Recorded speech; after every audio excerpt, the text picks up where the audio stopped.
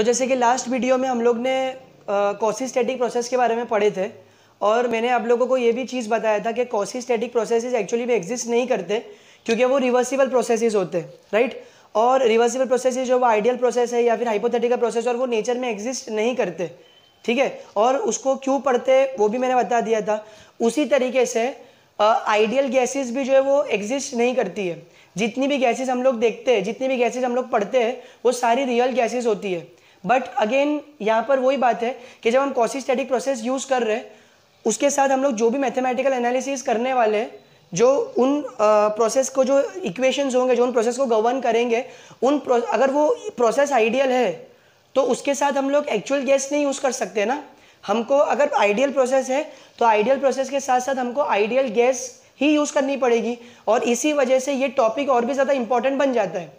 अब हम लोग डिटेल में, बहुत ज़्यादा डिटेल में आइडियल गैस इक्वेशन के ऊपर बात करेंगे। ऑल्दो ये केमिस्ट्री का पार्ट है बट यहाँ पे इसको डिस्कस करना ज़रूरी है क्योंकि जब अब आगे हम लोग प्रोसेसेस में जाएंगे, ठीक है, जब जो मैंने बताया था 5 प्रोसेसेस हम पढ़ेंगे, तो उन 5 प्रोसेसेस के अंदर जो है वो हर जगह सिर्फ आइडियल गैस का ही यूज़ होने वाला है।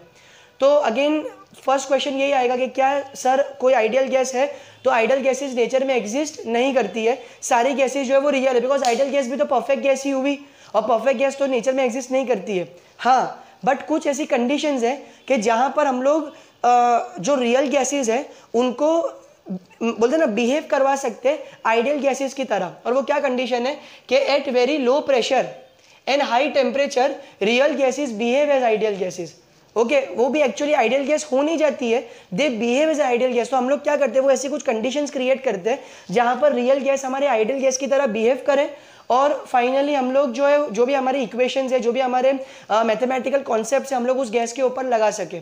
तो ये बहुत इंपॉर्टेंट है, ये आपको याद रखना है कि लो प्रेशर और हाई टेम्परेचर, इसके ऊपर डायरेक्ट क्वेश्चन आ सकता है और बहुत कंफ्यूजिंग होगा कि लो प्रेशर हाई टेम्परेचर या हाई प्रेशर लो टेम्परेचर या फिर लो प्रेशर लो टेम्परेचर या फिर हाई प्रेशर हाई टेम्परेचर, इस तरीके से 4 ऑप्शंस आपको देंगे और वो बहुत कंफ्यूजिंग हो जाएगा। तो इसको आप याद रखो, लो प्रेशर और हाई टेम्परेचर के ऊपर आपके सारे जो भी रियल गैसेस है वो आइडियल गैस की तरह बिहेव कर सकते हैं।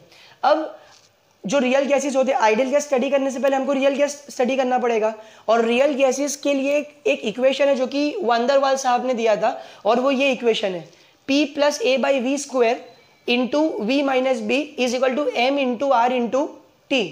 तो जहाँ पे मैं टर्म्स को क्रिएट कर दूँ, ये P जो है वो एक प्रेशर है उस गैस का और एक्चुअली कौन सा प्रेशर है, एब्सोल्यूट प्रेशर है। वो एब्सोल्यूट प्रेशर क्या है वो मैं बाद में बताऊंगा। यहाँ पर A जो है वो कांस्टेंट है, V जो है वो उस पर्टिकुलर गैस का वॉल्यूम है, सिमिलरली यहाँ पे भी वो V उस वॉल्यूम है, B जो है वो आपका कांस्टेंट है, अगेन M जो है वो गैस का मास है, ये R जो है वो एक कैरेक्टरिस्टिक गैस कांस्टेंट। R क्या है, R है कैरेक्टरिस्टिक गैस कांस्टेंट। अब जैसे कि आप ध्यान से देखो, ये कैरेक्टरिस्टिक गैस कांस्टेंट यानी कि ये हर गैस के लिए ना एक पर्टिकुलर स्पेसिफिक वैल्यू है। अगर आपका गैस चेंज हो जाएगा तो ये वैल्यू भी आपकी चेंज हो जाएगी। जैसे ऑक्सीजन के लिए ये वैल्यू आर की अलग होगी, नाइट्रोजन के लिए अलग होगी, सल्फर डाइऑक्साइड के लिए अलग होगी, राइट, हाइड्रोजन के लिए अलग होगी, आपके जो इनर्ट गैसेज है उनके लिए अलग होगी। तो गैस बदलेगा तो ये वाली वैल्यू भी बदल जाएगी।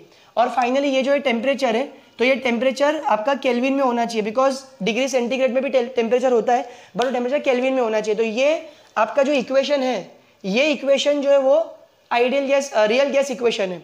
लेकिन हम लोग तो यहाँ पे आइडियल गैस के बारे में पढ़ रहे हैं, राइट। और कोई भी चीज़ तो आइडियल होती नहीं है, उसको आइडियल बनाया जाता है। वो कैसे बनेगी, जब उस रियल चीज़ के ऊपर कोई आप अजम्पशन लगाओगे, ठीक है, कोई अप्रोक्सीमेशन लगाओगे तो ही वो आइडियल बनेगी। तो उसी तरीके से हम लोग 2 बहुत बड़े जो है अजम्पशंस लगाते हैं रियल गैस की इक्वेशन पे। उसमें सबसे पहला अजम्पशन क्या है कि intermolecular forces are neglected, intermolecular forces neglected. अब इसका मतलब क्या है, देखो आपका कंटेनर में जब आप गैस भरते हो तो गैस को ऐसी चीज़ तो नहीं है कि जो कि एक जगह पे मतलब एक जगह पे बैठी रहे, स्टेबल रहे, बिकॉज सबसे ज़्यादा जो इंटरमॉलिक्यूलर फोर्सेस होते हैं वो सॉलिड्स में स्ट्रांग होते हैं, राइट। इसलिए सॉलिड जो है वो एक जगह में कन्फाइंड रहते हैं। लिक्विड्स जो है, लिक्विड्स में इंटरमॉलिक्यूलर फोर्सेस जो है वो सॉलिड से थोड़े से कम होते हैं बट फिर भी वो कंपेरेटिवली स्ट्रांग होते हैं। बट गैसेज में ये जो इंटरमॉलिक्यूलर फोर्सेस होते हैं ये बहुत ही ज़्यादा वीक होते हैं, बहुत ज़्यादा वीक होते हैं। इसके लिए देखो, जब आप ना गैसेज को थोड़ा सा भी हीट करते हो तो उनकी जो मॉलिक्यूलर एक्टिविटी है, जो उनकी रैंडमनेस है वो बहुत ज़्यादा बढ़ जाती है और गैसेज जो है हैफाजर्डली कहीं भी मूव करने लगते हैं। अब जब ये गैस के मॉलिक्यूल्स मूव करने लगेंगे तो जाहिर सी बात है कि वो आपस में दूसरे नेबरिंग मॉलिक्यूल से कोलाइड करेंगे, प्लस वो जो जिस कंटेनर के अंदर है उस कंटेनर की वॉल से कोलाइड करेंगे, और जब वो आपस में कोलाइड करेंगे या जब वो वॉल से कोलाइड करेंगे तब वो लोग एक पर्टिकुलर फोर्स एक्सर्ट करेंगे, और जाहिर सी बात है अगर वो फोर्स पर यूनिट एरिया हुआ तो वो लोग प्रेशर एक्सर्ट करेंगे। तो हम लोग आइडियल गैस के केस में क्या करते हैं कि ये जो इंटरमॉलिक्यूलर फोर्सेज है ना वो निग्लेक्ट कर देते हैं हम लोग। इससे फायदा क्या होता है कि ये जो टर्म दिख रहा है, ये वाला टर्म, ये स्ट्रेट अवे जीरो हो जाता है, तो यहाँ पे सिर्फ आपको P बचेगा। करेक्ट, इसका ये फायदा होता है। आपका देखो इक्वेशन कितना रिड्यूस हो गया, एक जो कांस्टेंट है वो सीधा चला गया। उसके बाद जो दूसरा यहाँ पे अजम्पशन है वो क्या है कि volume occupied by the individual gas molecules are neglected. अब इसका मतलब क्या है, जैसे आप अपने आप को, आप इमेजिन करो आप जिस रूम में बैठे हो, ठीक है, आप अपने आप को as a gas molecule, as a single gas molecule imagine करो। आप एक रूम में हो, उस रूम के अंदर बहुत सारी चीज़ें होंगी, राइट, तो वो सारी चीज़ों को इंडिविजुअल मॉलिक्यूल, आपका फ़ोन जो है उसको आप इंडिविजुअल मॉलिक्यूल की तरह ट्रीट करो, आपकी बुक्स है, आपकी पेन है, आप खुद हो, आप हर चीज़ को, हर एंटिटी को इंडिविजुअल वॉल्यूम की तरह ट्रीट करो, ठीक है, इंडिविजुअल मॉलिक्यूल की तरह ट्रीट करो। अब क्या होगा, इस पर्टिकुलर रूम की कोई वॉल्यूम है, ठीक है, इस रूम के अंदर मान लो अगर मैं और वॉल्यूम ऑफ गैस भर दूं तो उसकी जो नेट इफेक्टिव वॉल्यूम होगी तो वो कितनी होगी, वो क्या पूरी रूम को ऑक्यूपाई करेगा? वो पूरी रूम को ऑक्यूपाई नहीं करेगा। क्यों? क्योंकि उस रूम को तो पहले से आप जैसे मॉलिक्यूल्स ने ऑक्यूपाई कर रखा है ना, राइट। तो आपकी भी कुछ मॉलिक्यूल है और प्लस रूम आपकी भी कुछ वॉल्यूम है और प्लस रूम की भी कुछ वॉल्यूम है, तो जो नेट इफेक्टिव वॉल्यूम होगी वो रूम की वॉल्यूम माइनस आपकी वॉल्यूम होगी। तो जो नेट इफेक्टिव वॉल्यूम होगी ना, वो दूसरी नई गैस मॉलिक्यूल्स होंगे वो ये वाली वॉल्यूम ऑक्यूपाई कर लेंगे। लेकिन अगर मैं इमेजिन करूं कि आप वहां पे हो एज मॉलिक्यूल, बट आपकी खुद की कोई वॉल्यूम नहीं है, the volume occupied by the individual molecules are neglected, तो इस केस में क्या होगा, आप कितनी भी गैस के मॉलिक्यूल्स भरते रहो उनकी वॉल्यूम जो है वो रूम की वॉल्यूम के इक्वल हो जाएगी। क्यों? क्योंकि अगेन उस मॉलिक्यूल की वॉल्यूम को हम लोग कंसीडर नहीं कर रहे, राइट। तो इससे भी हमारे बहुत हद तक जो अजम्पशन सिंप्लीफाई हो जाता है, और यहाँ पर ये अजम्पशन से ये फायदा होता है कि जो ये वाला पार्ट है वो जीरो हो जाता है। तो जैसे कि आप देखें कि दो अजम्पशन लगाए तो ये वाला टर्म चला गया, a/v² चला गया, p रह गया, और ये b चला गया, ये दो कॉन्स्टेंट्स चले गए और यहाँ पे v रह गया। तो अब जो ये इक्वेशन, अगर मैं इसका मॉडिफाइड फॉर्म लिखूँ इस इक्वेशन का, तो ये तो रियल गैस का इक्वेशन था, राइट, ये तो रियल गैस का इक्वेशन था। बट अब इस रियल गैस पे मैंने ये दो अजम्पशंस लगाए जिसकी वजह से अब ये आइडियल गैस के इक्वेशन में कन्वर्ट हो गया, और अब ये इक्वेशन बन गया है PV = mRT। देखो इस इक्वेशन को आप देखो और इस इक्वेशन को देखो, ये इक्वेशन कितना ज़्यादा सिंप्लीफाइड वर्जन है इस पर्टिकुलर इक्वेशन का, राइट। तो यहाँ पर 5 टर्म्स है, प्रेशर, वॉल्यूम, मास, R और T। तो एक एक करके इनको क्लियर करते हैं। P जो है ना वो आपका एब्सोल्यूट प्रेशर है, P जो है वो आपका एब्सोल्यूट प्रेशर है। अब एब्सोल्यूट प्रेशर का मतलब क्या होता है, देखो एक होता है एटमॉस्फेरिक प्रेशर और एक होता है गेज प्रेशर, ठीक है। एटमॉस्फेरिक प्रेशर का मतलब क्या, जो इस वक्त हमारे एटमॉस्फेयर में है, हमारे पास हमारे जो आसपास जो एयर सर्कुलेट हो रही है सी लेवल के ऊपर, हमारी बॉडी के ऊपर जो प्रेशर लग रहा है वो सारा एटमॉस्फेरिक प्रेशर है, करेक्ट। गेज प्रेशर का मतलब क्या होता है कि वो मतलब गेज प्रेशर जो है ना वो ये इंडिकेट करता है कि आपके पर्टिकुलर सिस्टम का प्रेशर जो है वो आपके एटमॉस्फेरिक प्रेशर से कितना ज़्यादा है या कितना कम है। अगेन आपको अगर ये चीज़ समझ में नहीं आ रही तो घबराने की बात नहीं है, हम लोग उसको फ्लूइड मैकेनिक्स के अंदर ज़्यादा डिटेल में पढ़ेंगे। बट फिलहाल आप ये समझ लो कि गेज प्रेशर क्या होता है, एटमॉस्फेरिक प्रेशर क्या होता है। जब आप इन दोनों को कंबाइन कर देंगे तो वही आपका एब्सोल्यूट प्रेशर बनता है। तो ऐसे प्रॉब्लम्स, ये कॉन्सेप्ट टेस्ट किया जा सकता है जहाँ पर आपको वो लोग लेट से गेज प्रेशर देंगे और वो लोग आपको एटमॉस्फेरिक प्रेशर देंगे और आपको इस इक्वेशन की मदद से कुछ भी निकालना होगा। तो वहाँ पे आपको पता होना चाहिए कि इस आइडियल गैस इक्वेशन के अंदर जो प्रेशर P है ना, वो प्रेशर आपका एब्सोल्यूट प्रेशर है, वो गेज प्रेशर नहीं है, वो एटमॉस्फेरिक प्रेशर भी नहीं है, ठीक है। ये पहला पॉइंट क्लियर हो गया। दूसरा जो V है, ये V क्या है, ये V जो है ना इस गैस की वॉल्यूम है, वॉल्यूम ऑफ द गैस। तो ये तो वॉल्यूम ऑफ द गैस है, इसमें कुछ ज़्यादा डिस्कस करने को नहीं है। ये तीसरा जो है वो M, ये आपका मास ऑफ द गैस है, ये आपका मास ऑफ द गैस है जो कि ऑब्वियसली केजी में रहेगा, ग्राम में होगा तो आप उसको केजी में कन्वर्ट कर लेना। और उसके बाद ये जो R है, ये R आपका कैरेक्टरिस्टिक गैस कांस्टेंट है, ठीक है। ये R आपका, इसका मैं यूनिट लिख देता हूँ, इसका यूनिट आएगा किलो जूल पर केजी केल्विन, ये R का यूनिट है किलो जूल पर केजी केल्विन। और फाइनली जो आपका टेम्परेचर है, ये टेम्परेचर जो है वो अगेन मैं आपको बताऊँ, ये एब्सोल्यूट टेम्परेचर होता है। अब एब्सोल्यूट टेम्परेचर का मतलब क्या होता है कि जैसे मैं आपको टेम्परेचर दिया लेट से 5 डिग्री सेंटीग्रेड, 5 डिग्री सेंटीग्रेड आपको मेरा टेम्परेचर दिया, तो मैंने आपको बोला ना कि टेम्परेचर आपको केल्विन में सब्स्टिट्यूट करना है। तो यहाँ पे आप क्या करोगे, 5 को केल्विन में कन्वर्ट कैसे करेंगे, 5 + 273 कर दो, राइट। तो अभी 278 हो गया। तो जो टेम्परेचर केल्विन में होता है वो एब्सोल्यूट टेम्परेचर होता है। ध्यान रखना इस बात को, डिग्री सेंटीग्रेड में अगर आप सब्स्टिट्यूट करेंगे तो आपका आंसर रॉन्ग आएगा। आपको क्या करना है, स्ट्रिक्टली इसको केल्विन में सब्स्टिट्यूट करना है, ऐसा यूनिट में आपको सब्स्टिट्यूट करना है। अब इससे रिलेटेड और डिस्कशन है जो हम लोग देखेंगे। ये जो इक्वेशन मैंने लिखा हो, ये जो इक्वेशन यहाँ पे मैंने लिखा PV = mRT, ये तो मास बेसिस पे है, ये मास बेसिस पे, क्योंकि सिंपल सी बात है कि यहाँ पर गैस का मास है, लेकिन इसका ही एक दूसरा मॉडिफाइड वर्जन है जो कि है PV = n × R/T। अब ये क्या है, P again same absolute pressure है आपका, V जो है वो आपकी वॉल्यूम है, बट ये n क्या है, ये n आपके नंबर ऑफ मोल्स है, ठीक है, ये आपके n आपके नंबर ऑफ मोल्स है। और ये जो R है ये आपका क्या, सॉरी, ये आपका यूनिवर्सल गैस कांस्टेंट है, यूनिवर्सल गैस कांस्टेंट है, ठीक है। तो जैसे कि मैंने बताया कि ये जो R था, ये जो R था ये कैरेक्टरिस्टिक गैस कांस्टेंट था, मतलब ये हर गैस के लिए डिफरेंट था। जैसे जैसे गैस बदलेगी तो ये वाली वैल्यू भी बदल जाएगी, लेकिन ये जो R है ये यूनिवर्सल गैस कांस्टेंट है, मतलब ये हर गैस के लिए सेम होगा। जैसे हम लोग ग्रेविटेशन में पढ़ते हैं यूनिवर्सल ग्रेविटेशन कांस्टेंट, राइट। तो जो छोटा g है जिसको हम लोग 9.8 बोलते हैं, 9.81 मीटर/सेकंड बोलते हैं, तो ये जो है वो चेंज होगा। इक्वेटर पे होगा तो अलग वैल्यू होगा, पोल्स पे होगा तो अलग वैल्यू होगा, लेकिन जो कैपिटल G का वैल्यू है 6.67 × 10⁻11, ये वाला वैल्यू हर जगह सेम होगा, तभी इसको हम लोग यूनिवर्सल ग्रेविटेशन कांस्टेंट बोलते हैं। उसी तरीके से यहाँ पर जो ये वाला वैल्यू है यूनिवर्सल गैस कांस्टेंट का, ये हर जगह सेम होगा, ये चेंज नहीं होगा। तो अगर ये सेम है तो इसकी स्टैंडर्ड वैल्यू जो आपको याद रखना है वो है 8.314 kJ/kmol केल्विन, kJ/kmol, ये वाला वैल्यू आपको याद रखना है। तो अब जैसे कि मैंने बोला कि भाई यहाँ पर ये R है जो कि हर गैस के लिए चेंज होगा, बट ये तो किसी गैस के लिए चेंज नहीं होगा, ये कांस्टेंट रहेगा। तो एक छोटा सा फॉर्मूला है जिससे आप है ना पर्टिकुलर गैस के लिए ये वाला वैल्यू निकाल सकते हो, और वो क्या है, वो है R = R/द मॉलिक्यूलर वेट।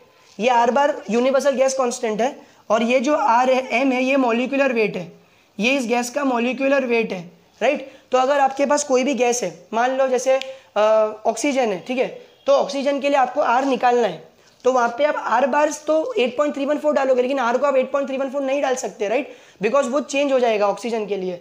तो यहाँ पर आप डालोगे ऑक्सीजन के लिए लेट से 8.314 आपने डाले, और मॉलिक्यूलर वेट ऑक्सीजन का कितना रहेगा, 32। तो जब आप इस नंबर को इवेल्युएट करेंगे तो ये जो नंबर आएगा ना वो होगा R for O2, ऑक्सीजन के लिए वो स्पेसिफिक होगा। अगर लेट से आपको नाइट्रोजन के लिए निकालना है तो नाइट्रोजन के लिए आप क्या करेंगे, अगेन R for N2, ठीक है, ये होगा 8.314, और नाइट्रोजन का जो मॉलिक्यूलर वेट हो जाएगा वो होगा 28। तो जब आप इसको इवेल्युएट करेंगे तो आपको नाइट्रोजन देगा। तो जैसे कि आप देखो कि यहाँ पर हर जगह न्यूमरेटर सेम है बट डिनोमिनेटर डिफरेंट है। क्यों? क्योंकि हर गैस का मॉलिक्यूलर वेट डिफरेंट होगा। जब मॉलिक्यूलर वेट डिफरेंट होगा तो ये R ऑटोमेटिकली चेंज हो जाएगा। अब ये वाला इक्वेशन से ये इक्वेशन कैसे आया वो भी बहुत आसान 2-3 स्टेप्स का काम है, ठीक है। हम लोग को ये केमिस्ट्री से एक रिलेशन मालूम है कि n = small m upon capital M। ये n क्या है? ये n आपका है नंबर ऑफ मोल्स, ये n आपका है नंबर ऑफ मोल्स, ये m है आपका मास ऑफ गैस, ठीक है, और ये जो है ये आपका अगेन मॉलिक्यूलर वेट है, ठीक है, ये आपका मॉलिक्यूलर वेट है गैस का। ऑक्सीजन के लिए 32, नाइट्रोजन के लिए 28, राइट। इस तरीके से आपके गैस का मॉलिक्यूलर, कार्बन डाइऑक्साइड के लिए 44, तो हर गैस का ये मॉलिक्यूलर वेट है। अब हम लोग क्या करते हैं, इधर m can be written as small n into m। ये m को मैं इधर लेके चला जाता हूँ, मैं इससे मल्टीप्लाई कर देता हूँ। ये m को मैंने लिख दिया स्मॉल n इंटू m। अब आप क्या करो, इस इक्वेशन को मैं यहाँ पे वापस लिखता हूँ, इधर मैं वापस लिख रहा हूँ PV = mRT। ये जो आइडियल गैस इक्वेशन है ऑन मास बेसिस, इसको मैं m को लिख रहा हूँ n इंटू m, मैं n को लिख रहा हूँ n इंटू m, और ये R एज इट इज़, ये T as it is, right. और अब इधर आप देखो जो ये वाला इक्वेशन है कि R = R upon capital M, that means R can be written as R into M। R can be written as, मैं अगर M को मल्टीप्लाई कर दूँ तो R can be written as R into M। That means ये जो R into M है ये क्या है, यही तो आपका R है। तो इसको आप लिख सकते हैं PV = n इंटू R/T। तो अब इस इक्वेशन को देखो और ये इक्वेशन को देखो, सेम है ना। तो ये जो इक्वेशन है वो इसी से आया है। या आप ऐसा बोल लो कि इस इक्वेशन से ये आया या इस इक्वेशन से ये आया है, वो मैटर नहीं करता, बट ये दोनों जो है वो इंटरचेंजेबली यूज होते हैं। अब आपको ध्यान से देखना है, क्वेश्चन के अंदर ध्यान से रीड करना है कि आपको मास बेसिस में दिया है या आपको मोल बेसिस पे दिया है। सेकंड थिंग कि जो भी आपको प्रेशर दिया है वो प्रेशर यहाँ पे एब्सोल्यूट होना चाहिए, ठीक है, यहाँ पर ना गेज होना चाहिए ना एटमॉस्फेरिक प्रेशर होना चाहिए। सेकंड थिंग कि अगर आप ये इक्वेशन यूज करो तो आपको कैरेक्टरिस्टिक गैस कांस्टेंट यूज करना है, अगर आप ये इक्वेशन यूज करो तो आपको यूनिवर्सल गैस कांस्टेंट यूज करना है। और कैरेक्टरिस्टिक गैस कांस्टेंट कैसे निकालेंगे, सिंपली यूनिवर्सल गैस कांस्टेंट को उस पर्टिकुलर गैस की मॉलिक्यूलर वेट से डिवाइड कर दो। इसके लिए जो भी आपको क्वेश्चन आया तो उसको आप बहुत ध्यान से केयरफुली 2 बार 3 बार 4 बार रीड करना कि भाई कौन सी गैस दिया हुआ है, ठीक है, कौन सी गैस दिया है, बिकॉज गैस चेंज हो जाएगी तो ये वाला जो आपका वैल्यू है आर का वो भी चेंज हो जाएगा। अब यहाँ पर कुछ स्टैंडर्ड वैल्यू है जो मैं आप लोगों को बताऊंगा अभी, जो कि आप लोगों को याद रखनी है, ठीक है, जो कि एयर के लिए मैं बताऊंगा। बिकॉज मोस्टली क्या होता है ना कि जैसे कि मैंने बोला कि आइडियल गैसेस जो है, रियल गैसेस लो प्रेशर और हाई टेम्परेचर पे आइडियल गैस की तरह बिहेव करते हैं, बट मोस्टली आपको जो न्यूमेरिकल आएंगे ना वो एयर को जो है वो ध्यान में रख के आएंगे, और एयर जो है वो एक आइडियल गैस ही है एक तरीके से। तो एयर के लिए कुछ स्टैंडर्ड वैल्यू है जो कि मैं आप लोगों को दे रहा हूँ और वो आपको याद रखना है। अब आपको ये प्रॉब्लम में दे भी सकता है, वो नहीं भी दे सकता है, बट आप उसको याद रख लो, ठीक है। 4 वैल्यूज है जो कि वो मैं आपको दे रहा हूँ। सबसे पहले तो एक है सीपी, ठीक है, हम लोग डिस्कस करेंगे सीपी क्या है। एक है सीवी, एक है आर और एक है गामा। तो ये सीपी जो है वो है 1.005 किलो जूल पर केजी केल्विन। ये है सीवी, ये है 0.718 किलो जूल पर केजी केल्विन। ये जो आर है ये है 0.287 किलो जूल पर केजी केल्विन, और ये गामा जो है वो है 1.4। ये अगेन मैं आपको बोल रहा हूँ कि ये जो वैल्यूज़ है ये वैल्यूज़ स्ट्रिक्टली एयर ही के लिए है।